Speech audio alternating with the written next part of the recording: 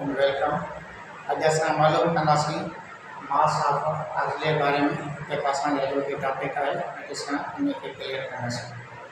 जीअं त असांखे ख़बर आहे त न्यूटन जो जेको क़ाइदो आहे अट्रैक्शन बिटवीन टू बॉडीज़, त जेकॾहिं उहो असां हिन ते फॉलो कंदासीं असांखे मालूम कंदासीं छा मास ऑफ अर्थ।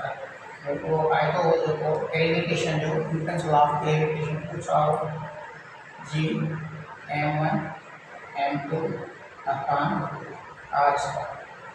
ठीक है, पर हिते छा असां वटि मास ऑफ बॉल आहे, मास ऑफ अर्थ आहे ऐं रेडियस ऑफ अर्थ आहे। वो वैल्यू पुट कयोसीं असां f is equal to G mass of ball, mass of earth divided by radius of earth square थी वेंदो असांजो। इससे माना को असांजो बार पिल आहे, ठीक है, ऐं असांजो जो मास m कंसीडर कंदा आहियूं, मास ऑफ अर्थ असां m कंसीडर कंदा आहियूं ऐं रेडियस ऑफ अर्थ असां r कंसीडर कंदा आहियूं। बाल जेको आहे उहो अर्थ ही अट्रैक्ट करे रही आहे, बाल हिन ते वेट, बाल अट्रैक्ट करे बाल हिन ते वेट रखी रहियो आहे जेको असांजो बराबर आहे W is equal to mg।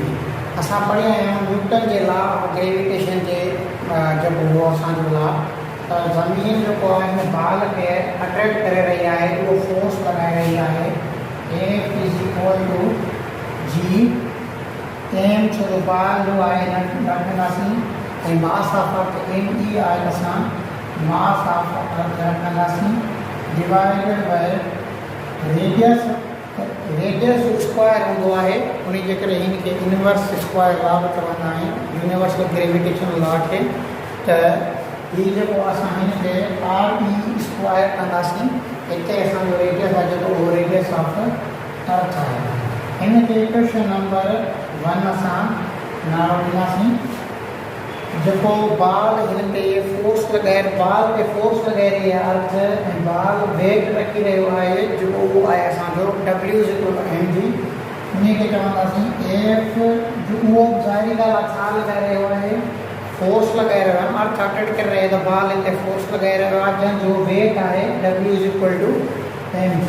So लिखंदासीं F is equal to W is equal to असां mg लिखंदासीं ऐं हिन इक्वेशन खे असां इक्वेशन नंबर 2 चवंदासीं। हाणे एफ जो वैल्यू जेको आहे उहो असां हिन इक्वेशन में पुट कंदासीं या कंपेयर कंदासीं हिक ॿिए सां। असांजो जेको इक्वेशन ठही ईंदी उहा mg is equal to G mass of ball, mass of earth upon radius of earth, ऐं छा कईंदासीं स्क्वायर करे छॾींदासीं। असांखे ख़बर आहे कि मास हिन मास में ख़तमु थी वेंदो। असांखे मास ऑफ अर्थ मालूम करिणो आहे, जेको असांजी अॼु जी टॉपिक आहे। त mass of earth is equal to छा थी वेंदो, ही RE स्क्वायर हिन पासे 1 जो आहे, हिन पासे ज़रब जो थी वेंदो जी RE स्क्वायर। हिन पासे जेको आहे जी वॾी जी जेका असांजी यूनिवर्सल ग्रेविटेशन जेको कांस्टेंट आहे उहो असांजी, ऐं हिन पासे ज़रब आहे मास ऑफ अर्थ सां, हिन पासे छा जो थी वेंदो असांजो 1 जो थी वेंदो। असां हाणे हिननि जो वैल्यू पुट कंदासीं। हीअ असांजो फॉर्मूला छा जो आहे, मास ऑफ अर्थ मालूम करण जो हिकु असांजो फॉर्मूलो आहे। ठीकु आहे, हाणे वैल्यू मालूम करण जो त मास ऑफ अर्थ केतिरो आहे, असां जी यूनिवर्सल ग्रेविटेशन जो कांस्टेंट जेको वैल्यू आहे उहो असां 10 कंदासीं, 9.8 कोन कंदासीं, मीटर पर सेकेंड स्क्वायर कंदासीं। रेडियस ऑफ अर्थ आहे उहो जेको 6.38 × 10⁶ मीटर कंदासीं।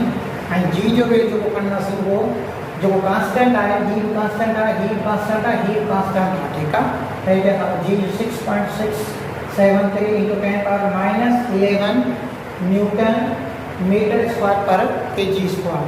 ठीक है, हाणे वो वैल्यू पुट कंदासीं त मास ऑफ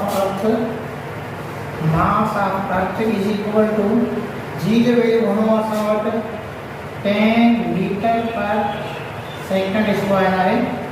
उन जो ज़रब मिला है रेडियस ऑफ अर्थ जो असांजो स्क्वायर है, रेडियस ऑफ अर्थ घणो आहे असांजो 6.38 × 10⁻6 मीटर में छा कंदासीं असां स्क्वायर कंदासीं सर उन खे वंड कंदासीं असां जी जे वैल्यू सां जी जो वैल्यू जेको आहे उहो असांखे घणो आहे 6.67 की into 10 power -11 newton metre square per KG square असांजा यूनिट रखणु इलाही इम्पॉर्टेंट हूंदा आहिनि तॾहिं असां पंहिंजे हुनखे सही एक्सप्लेन करे सघंदा आहियूं प्रॉब्लम्स खे जेके असां उहे कंदा आहियूं ठीकु आहे लेकिन कैलकुलेटर सां हिनखे कैलकुलेट कंदासीं हिन जो स्क्वायर टाइम कंदासीं त हीउ 12 थी वेंदो हीउ माइनस जो पावर आहे मथे वेंदो पॉजिटिव जो थींदो त मास ऑफ अर्थ असां घणो थो हुजे